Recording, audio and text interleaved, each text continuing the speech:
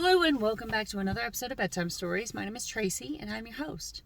Today we are reading the first chapter of Thuvia of Petarth. This is the fourth book in the John Carter of Mars series by Edgar Rice Burroughs, originally published way back in 1916. Now, I realize this is a different setting than what we're used to. Unfortunately, my microphones have disappeared, wandered off, been swallowed by the multiverse, hopefully to repop somewhere else at some point, but right now they're MIA. So either I'm going to have to buy a new set of microphones, which, I mean, it's fine. I need to do that, I guess, because redundancy, but I don't have them yet. So we're dealing with what we got, and I'm staying true to my word to read bedtime stories twice a week now. I'm doing my best. I'm trying really hard. Yeah. So chapter 1 is called Thuvia and Cathoris and Thuvia. And before we get started, I need to ask you a series of very serious queries. Have you gone pee in the potty yet? Have you brushed your teeth? Have you got your water next to the bed? Have you done your stretches? You got all that done already? Oh my gosh. You're doing so great. You're so impressive. I'm really impressed. I'm very proud. All right, well, since there's nothing else left to do, besides like the video, subscribe to the channel, and click that notification bell, we'll go ahead and get started. Cool? Cool. All right. Ideally, no mosquitoes come climbing in because my blood is apparently sweet to them.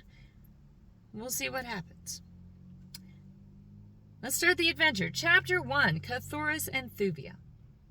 Upon a massive bench of polished ursite, beneath the gorgeous blooms of a giant pimalia, a woman sat. Her shapely sandaled foot tapped impatiently upon the jewel-strewn walk that wound beneath the stately sorapus trees across the scarlet sward of the royal gardens of Thuvin, Jeddak of Petarth. As a dark-haired, red-skinned warrior bent low toward her, whispering heated words close to her ear. "Ah, Thuvia of Petarth," he cried, "you are cold even before the fiery blasts of my consuming love.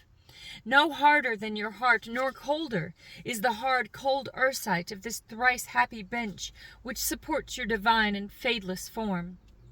Tell me, O Thuvia of Petarth, that I may still hope, that though you do not love me now, yet someday, my princess, The girl sprang to her feet with an exclamation of surprise and displeasure. Her queenly head was poised haughtily upon her smooth red shoulders. Her dark eyes looked angrily into those of the man. "You forget yourself and the customs of Barsoom, Astok," she cried. She said, "I have given you no right thus to address the daughter of Thuvin, nor have you won such a right." The man reached suddenly forth and grasped her by the arm. "You shall be my princess," he cried. "By the breast of Isis thou shalt, nor shall any other come between Astok, Prince of Dusar, and his heart's desire. Tell me that there is another, and I shall cut out his foul heart and fling it to the wild calots of the dead sea bottoms."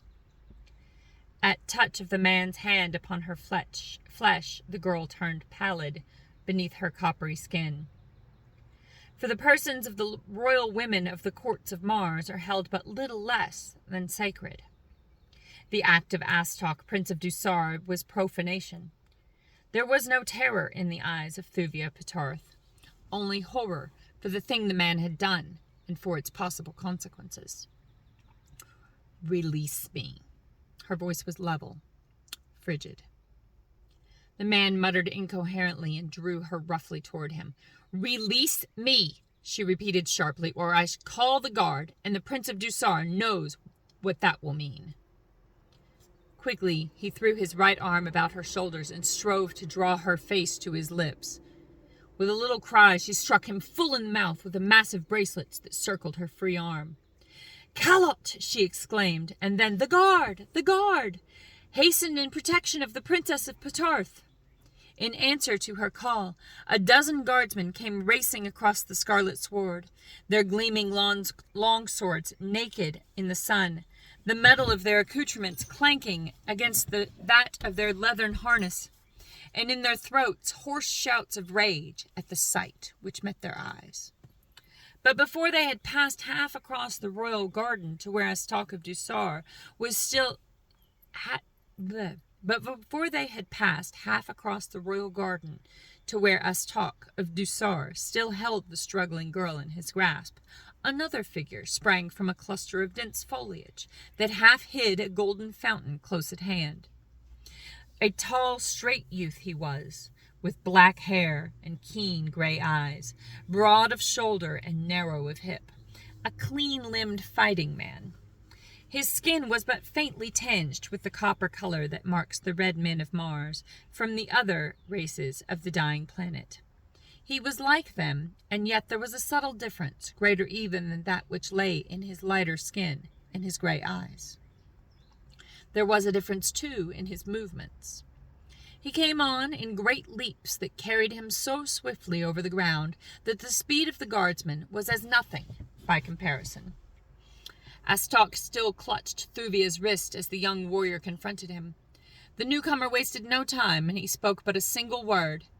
"Kalot!" he snapped, and then his clenched fist landed beneath the other's chin, lifting him high into the air and depositing him in a crumpled heap within the center of the pimalia bush beside the ursite bench. Her champion turned toward the girl. "Kaor, Thuvia of Petarth," he cried, "it seems that fate timed my visit well." "Kaor, Cathoris of Helium," the princess returned the young man's greeting, "and what less could one expect from the son of such a sire?"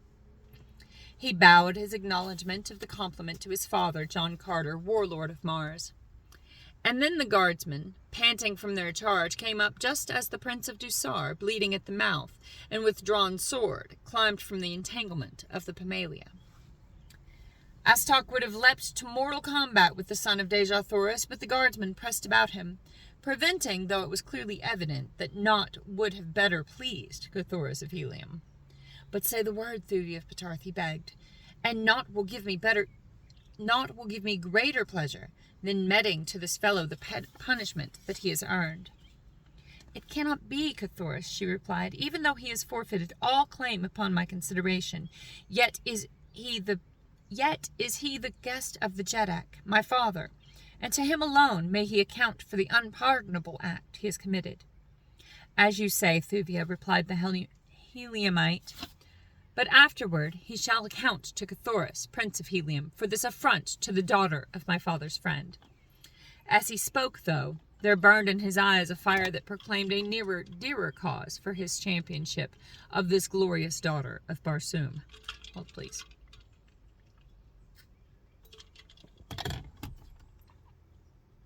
The maid's cheek darkened beneath the satin of her transparent skin, and the eyes of Astok, Prince of Dusar, darkened too, as he read that which passed unspoken between the two in the royal gardens of the Jeddak. "And thou to me," he snapped at Cathoris, answering the young man's challenge. The guards still surrounded Astok. It was a difficult position for the young officer who commanded it. His prisoner was the son of a mighty Jeddak. He was the guest of Thuvendin, until but now an honored guest upon whom every royal dignity had been showered. To arrest him forcibly could mean naught else than war, and yet he had done that which in the eyes of the Petarth warrior merited death. The young man hesitated. He looked toward his princess. She too guessed all that hung upon the action of the coming moment. For many years Dusar and Petarth had been at peace with each other. Their great merchant ships plied back and forth between the larger cities of the two nations.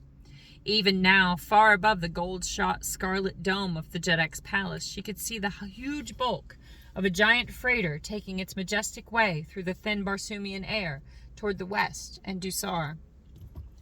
By a word, she might plunge these two mighty nations into a bloody conflict that would drain them of their bravest blood and their incalculable riches, leaving them all helpless against the inroads of their envious and less powerful neighbors, and at last a prey to the savage green hordes of the dead sea bottoms. No sense of fear influenced her decision, for fear is seldom known to the children of Mars. It was rather a sense of the responsibility that she, the daughter of their Jeddak, felt for the welfare of her father's people.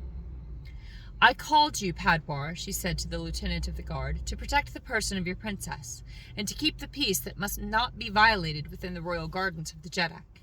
That is all. You will escort me to the palace, and the Prince of Helium will accompany me. Without another glance in the direction of Astok, she turned, and taking Cathoris's proffered hand, moved slowly toward the massive marble pile that housed the ruler of Ptarth and his glittering court. In either side marched a file of guardsmen. Thus Thuvia of Ptarth found a way out of a dilemma, escaping the necessity of placing her father's royal guest under forcible restraint, and at the same time separating the two princes, who otherwise would have been at each other's throat the moment she and the guard had departed. Beside the Pamalia stood Astok, his dark eyes narrowed to mere slits of hate beneath his lowering brows, as he watched the retreating forms of the woman who had aroused the fiercest passions of his nature, and the man whom he now believed to be the one who stood between his love and its consummation.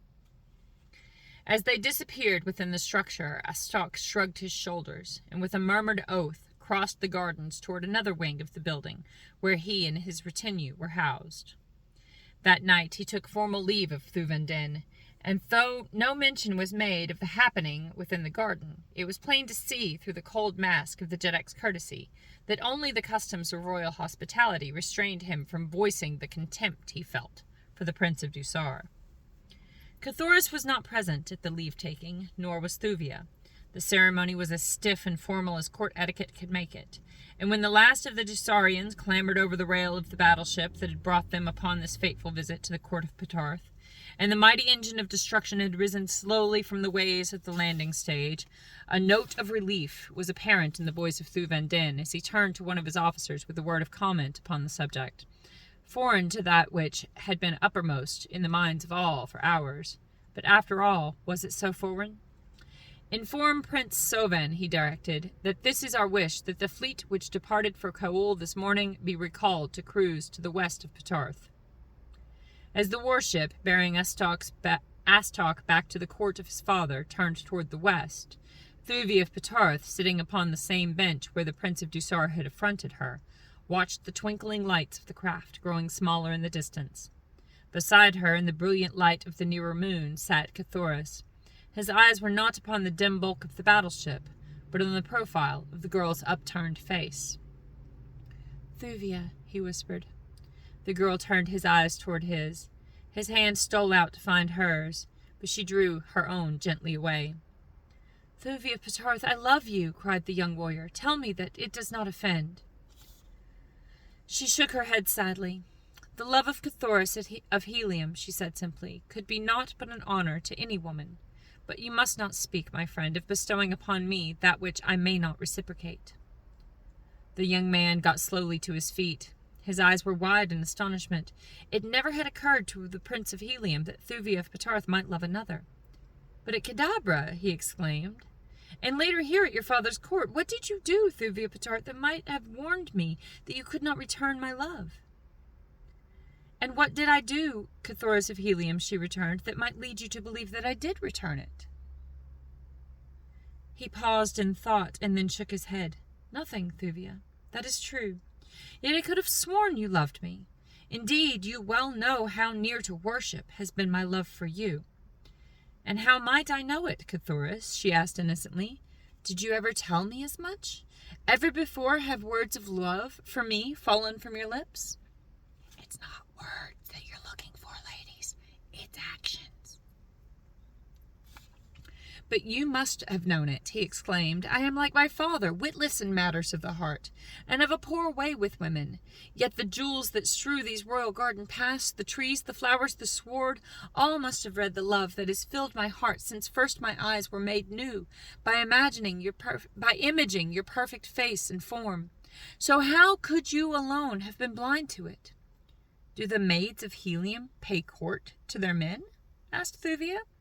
"You are playing with me," exclaimed Cathoris. "Say that you are playing, and after all you love me, Thuvia."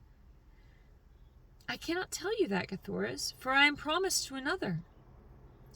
Her tone was level, but was there not within it the hint of an infinite depths of sadness? Who may say? "Promised to another?" Cthulhu scarcely breathed the words. Oh, goodness. His face went almost white, and then his head came up as befitted him in those... His face went almost white, and then his head came up as befitted him in whose veins flowed the blood of the overlord of the world. Cthulhu of Helium wishes you every happiness with the man of your choice, he said, and then he hesitated, waiting for her to fill in the name.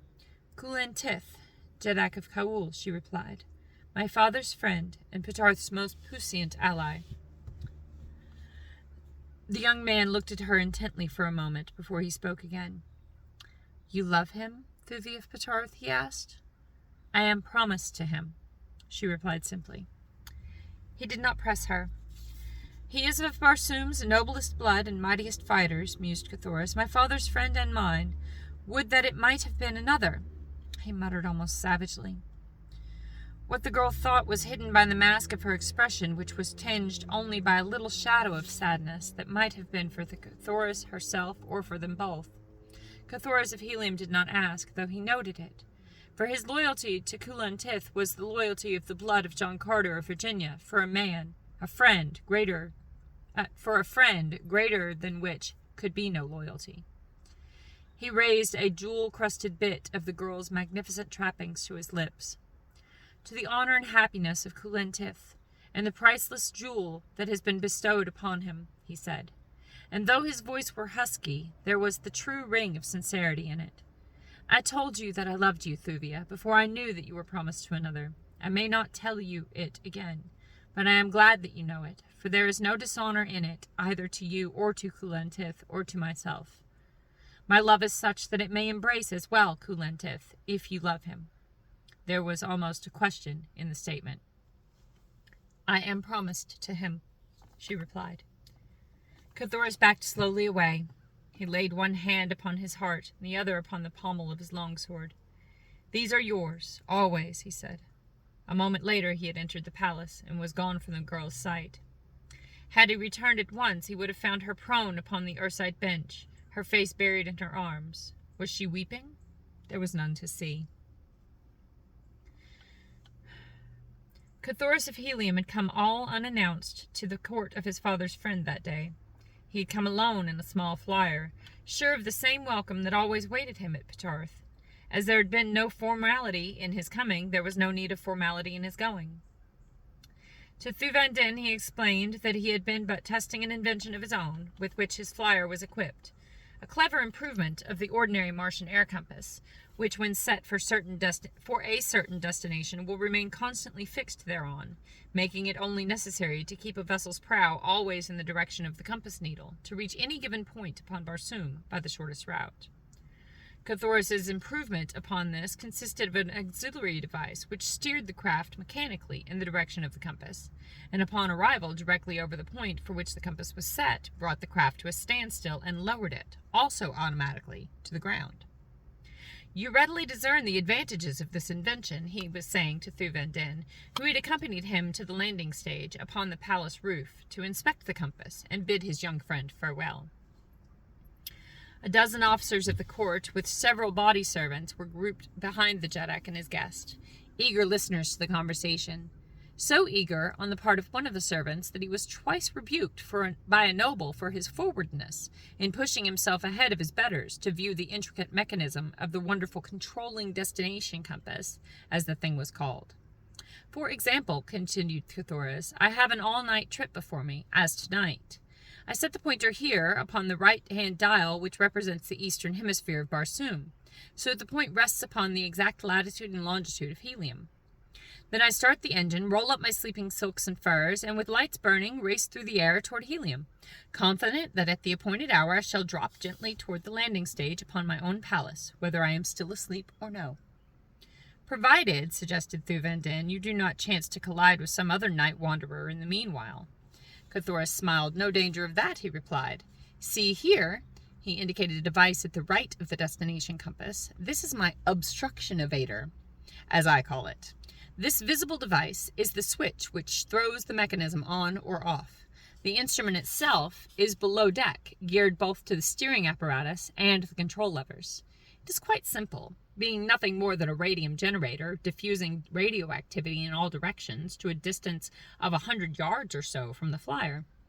Should this enveloping force be interrupted in any direction, a delicate instrument immediately apprehends the irregularity, at the same time imparting an impulse to the magnetic device, which in turn actuates the steering mechanism, diverting the bow of the flyer away from the obstacle until the craft's radioactivity sphere is no longer in contact with the obstruction.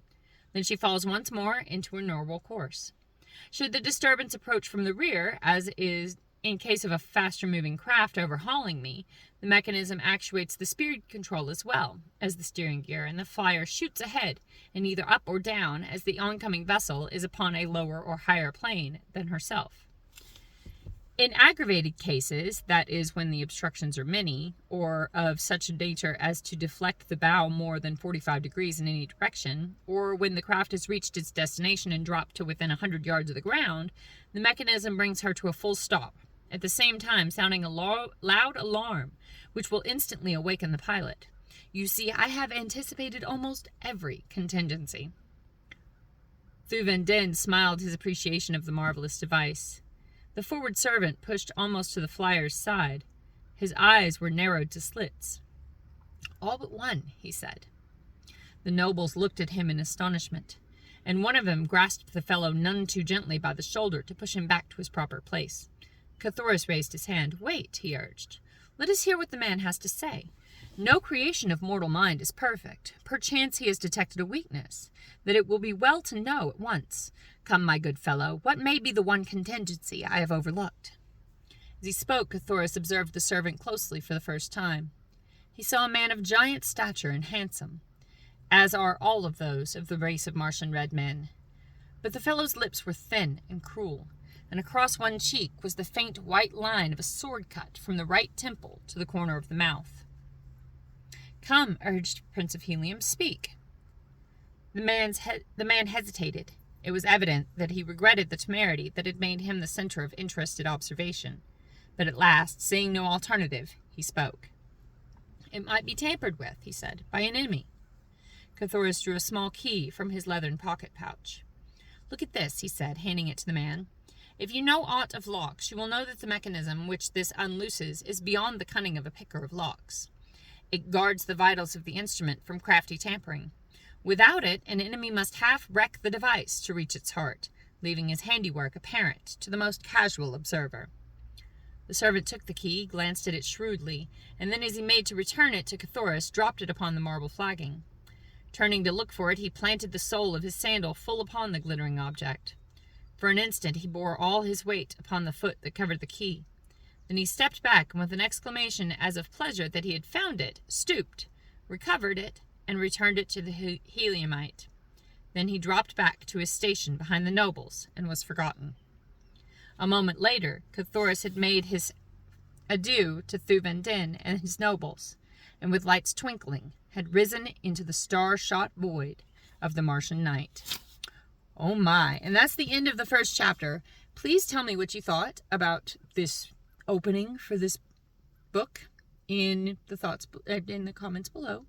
Sorry, I didn't compose that entire sentence in my head before I started speaking it, making the words, mouth noises, insert mouth noises.